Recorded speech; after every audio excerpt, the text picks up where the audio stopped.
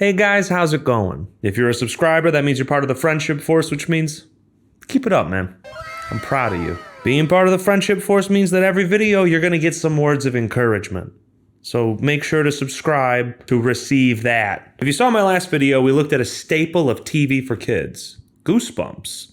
And oh boy, did we have a fright. I happen to like big meatballs.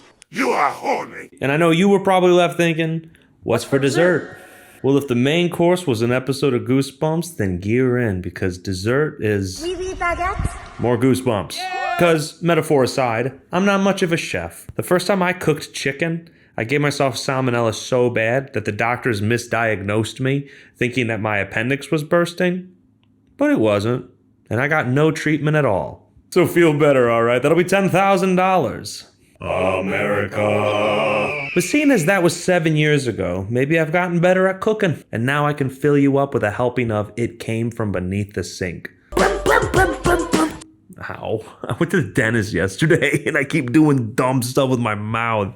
Ladies, well done. Shall we begin? A family pulls into the driveway of a new house they're moving into. A boy who's familiar with the family approaches on his bike and offers to help unpack. It seems that the family hasn't moved too far from their last house. It only took me 8 minutes and 46 seconds to get here. Hey, see, we're practically in the same neighborhood.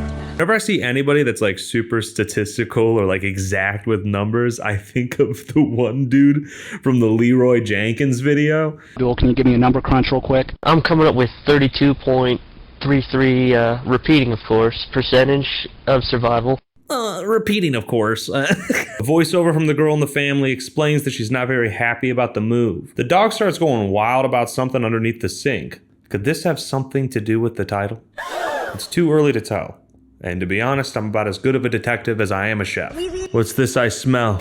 A murder? No, I ate a lot of asparagus and pissed my pants. I'm gonna figure out who pissed your pants. I just said who did. She sees some eyes and assumes it's a cat? It's a kitty. She crawls in head first to investigate. She discovers it's a McNugget.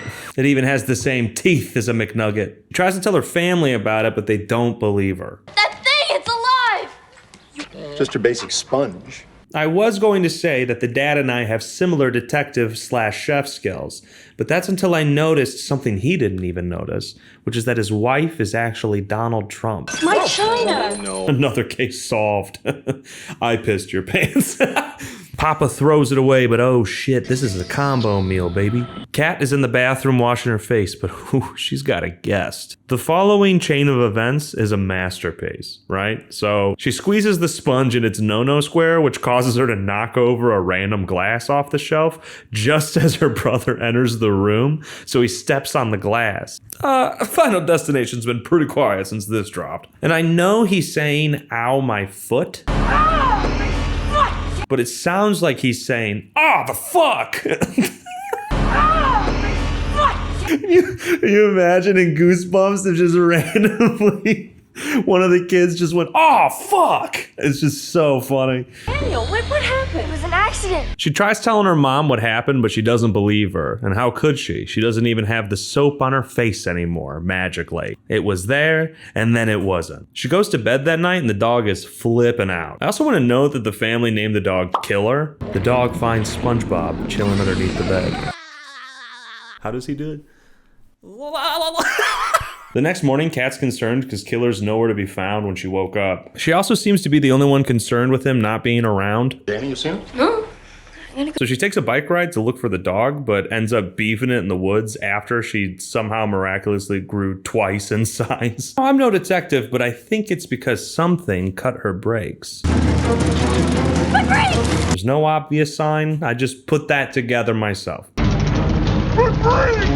She gets back home and is talking to her brother and her friend about like how it seems like things are so weird right now and like everything seems very unlucky for them when whoa!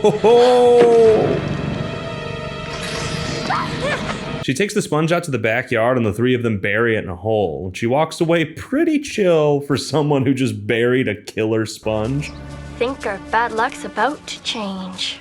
The next morning, the children see that the backyard is suddenly dying. They uncover the sponge and take it to the science teacher. She thinks of it as just a normal-ass sponge. Just, sponging. Whoa! The girl asked her teacher to watch over the sponge for the next day, just to, keep studying it. So the teacher walks away, and the sponge performs telekinesis?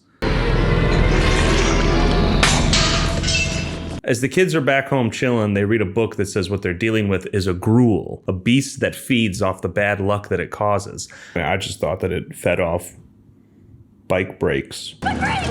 He also mentions that they're lucky it wasn't a lynx, otherwise known as a vampire potato. The kid also mentions that if you give the gruel away, it kills its owner. Since they're not sure if Kat leaving the gruel with her teacher counts as giving it away, the kids race back to school to get it back. As the kids are at the school At night. searching for the sponge, they sneak past the janitor who's bumping sick tunes. You are my sunshine, my only sunshine. Yo, is that new 21 Pilots? They almost get caught by the janitor as he enters the room they're investigating. He starts cleaning the room until his sponge starts malfunctioning and kills the lights.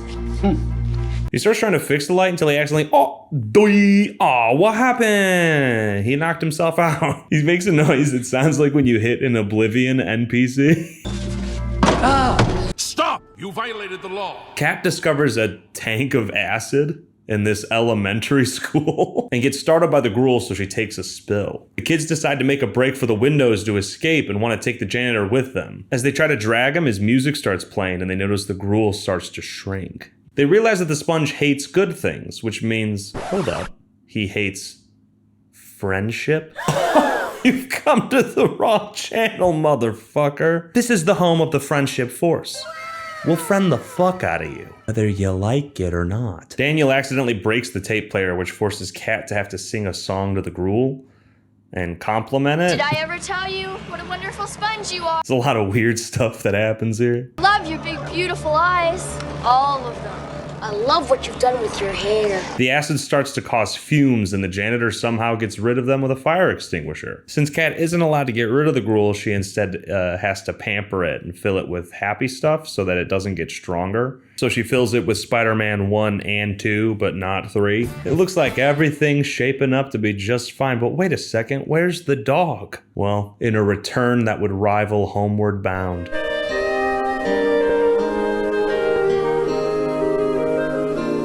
Okay, everyone. French toast. Yes. Well, that solved itself.